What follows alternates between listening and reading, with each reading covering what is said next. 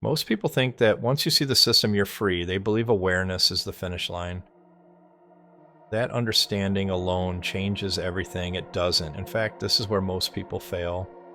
Because seeing the system doesn't remove it. It only removes the illusion. And when the illusion is gone, something uncomfortable replaces it. Responsibility. In the last video, we talked about control, how it isn't taken violently, how it's redirected quietly through attention, urgency, and distraction. Before that, we talked about the loop, the repeating patterns that keep people stuck in the same emotional and behavioral cycles for years. This video answers the next question: why, even after seeing all of this, do most people still go back? Why do they still scroll, still rush, still feel busy but directionless? Why does the system regain control even after it's been exposed? The answer is simple: because the system isn't external, it's internalized. You don't live inside the system lives inside you. And until that changes, nothing else does. Let's break this down carefully. When people first realize they're not fully in control, they feel a surge of clarity. Everything suddenly makes sense. Why motivation failed, why discipline felt exhausting, why time seemed to disappear. This moment feels powerful. But clarity without structure creates anxiety.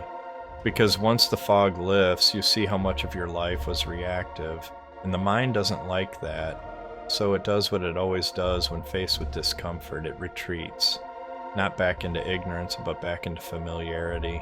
This is why people return to the loop. Not because they're weak, but because the loop feels safe, predictable, known, low risk. Escaping the system doesn't just mean changing habits, it means changing identity. And identity changes are expensive. They require stillness, they require boundaries, they require saying no to things that once defined you. That's why awareness alone isn't enough. You need replacement structures. If you remove a system without replacing it, the mind panics. It fills the gap with whatever's closest, usually the same behaviors, just dressed differently. This is why people mistake consumption for progress. They watch more videos, read more threads, save more insights, but nothing changes. Because insight without execution becomes entertainment, and entertainment is still part of the system. Real escape begins when you stop trying to optimize inside the system and start designing outside of it. This is where most advice completely fails. You'll hear things like, take control of your time, set better goals, be more disciplined. That advice assumes you already own your attention. You don't. Attention is the currency of control. And the system is very good at spending it for you. That's why the first real step isn't productivity, it's subtraction. You don't add more habits, you remove access points. You don't chase motivation, you reduce stimulation. You don't try to think harder. You create conditions where thinking becomes unavoidable. Most people never do this because it feels uncomfortable. Silence feels empty, stillness feels unproductive, focus feels boring at first.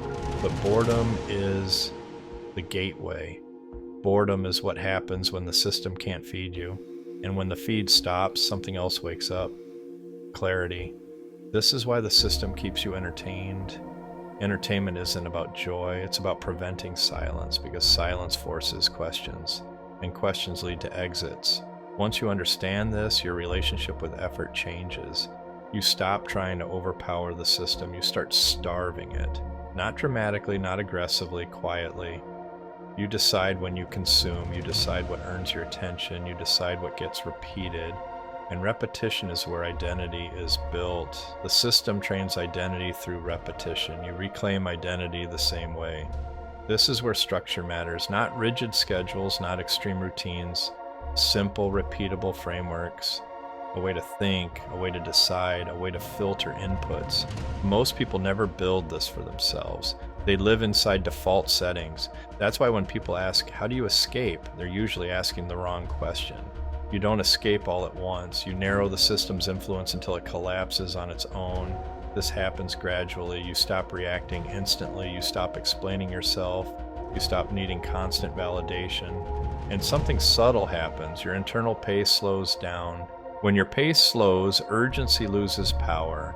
And when urgency loses power, the system loses leverage. This is why calm is dangerous. A calm person can't be rushed. A calm person can't be manipulated easily. A calm person notices patterns. That's why everything is designed to keep you emotionally charged.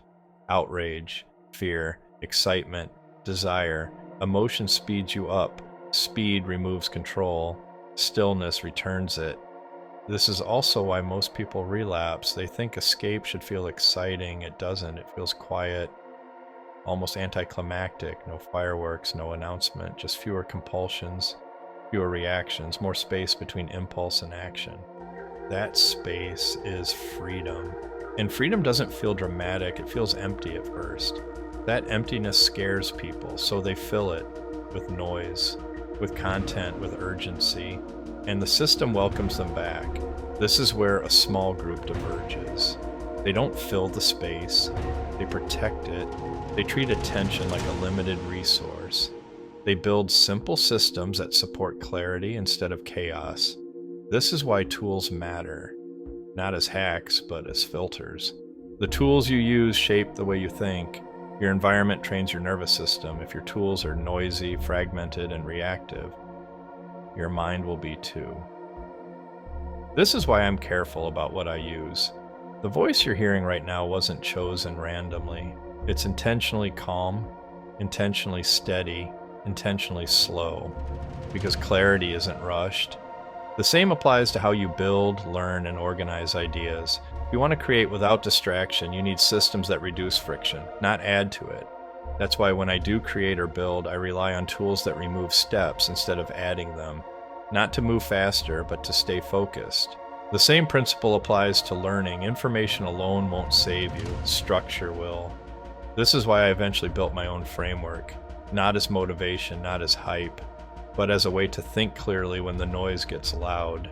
Something simple enough to return to when attention drifts. Because drifting is normal, what matters is how quickly you return. Most people don't need more content, they need fewer inputs and better filters. That's the real escape, not quitting everything, not moving to the woods, but designing a mental operating system that works inside reality without being owned by it. This is why the system doesn't fear rebels, it fears designers. People who quietly reconfigure their life without asking permission, people who don't argue with the system. They just stop feeding it. If you're still watching this, you're already closer than most. Not because you agree, but because you stayed. And staying without distraction is a skill everything else is built on. In the next video, we'll talk about the final stage. What happens when clarity becomes consistent, when focus becomes default, and when the system stops feeling oppressive because it no longer controls your inputs. Until then, remember this: awareness is not escape, structure is. And once you build your own, the system doesn't disappear, it just stops working on you.